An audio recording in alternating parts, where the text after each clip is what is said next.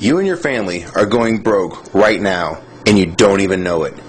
When the gold standard was set in place, the price of gold remained a constant $20.65 per ounce, and this price fluctuated only 1 penny over the years 1833 to 1890. That means that for 57 years, the US dollar was literally as good as gold. And that's how the United States currency was designed to be from the very beginning.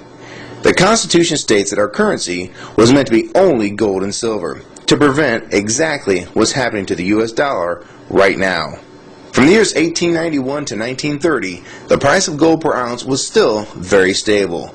The low was $20.58 per ounce, and the high was $21.32. And this means that between the years of 1833 to 1930, for a total of 97 years, the price of gold changed in US dollars only 74 cents from top to bottom. Interestingly enough, the price of gold hit an all-time low during the Depression year of 1931. And many people believe this was done on purpose by the newly formed Federal Reserve to really twist the knife in the economy of the day, by reducing the total amount of money in circulation and thus making even the smallest amount of money very tough to come by. There is a common mistake by some people to think that the Great Depression is why the Federal Reserve was created.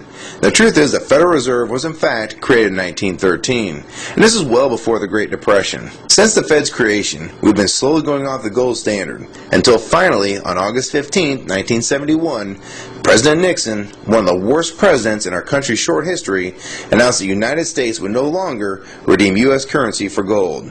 And this was the final step in abandoning the gold standard. What is important is to visually see the devaluation of the US dollar since we were taken off the gold standard. Keep in mind the price of gold really doesn't go up or move, it has historical value. It is extremely consistent. So instead of seeing this as the price of gold going up, you need to see this as the value of the dollar dropping like a rock. The price of gold has been flying right now. It has recently been as high as $1,030 an ounce, all the way down to $870 an ounce. And what I find most interesting is if you want to buy a brand new Corvette convertible in 2008, it would cost roughly $55,000. So in gold, that would be roughly 60 ounces of gold at the spot price of $930 per ounce. So at the time when gold was $930, you could basically take 60 1-ounce gold coins, cash them in, and buy that very same car.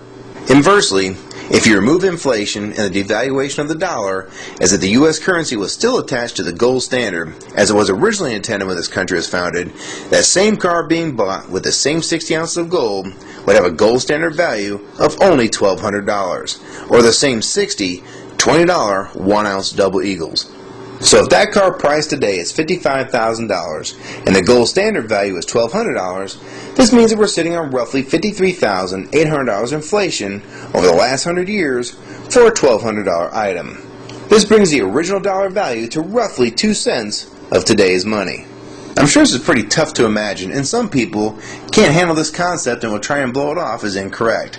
The fact is, this is what's really going on with our currency. Don't believe me? Try this one. Back in 1964 and earlier, a quarter would buy you roughly a gallon of gas. This is because the quarters made in 1964 and earlier were made of 90% silver and 10% copper. So the spot price of silver being $17.20 an ounce, this makes that quarter's actual value $3.11. So you can see that same 1964 quarter will still buy you roughly a gallon of gas today. And in case you're wondering, it takes about 5½ silver quarters to make up a full ounce of silver. This is a fact. The price of gold may fluctuate with the value of the dollar. But this doesn't change the fact that precious metals such as gold and silver have maintained their value throughout time. And the only thing that changes is the value of the currencies that are not tied to gold and silver. This is what the Founding Fathers warned us about and tried to prevent from happening with the Constitution. What people need to understand is that the excess printing of the United States currency is just another tax on the American people. It takes the value of the dollars that they have and makes them worth less in the long run.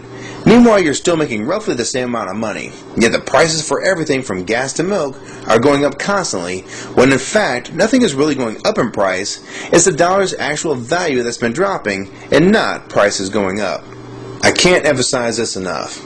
If you like this video and find it helpful, please rate it and share your comments on the subject, favorite it, and most importantly, please share this video with everyone you know. I can't tell you how important this is. We need to let people know that they're losing all they worked so hard for and they don't even know it. And only with your support and help can videos like this be seen by people that really need to see what's going on with their money and the economy of the United States. So please help support this channel and others like it.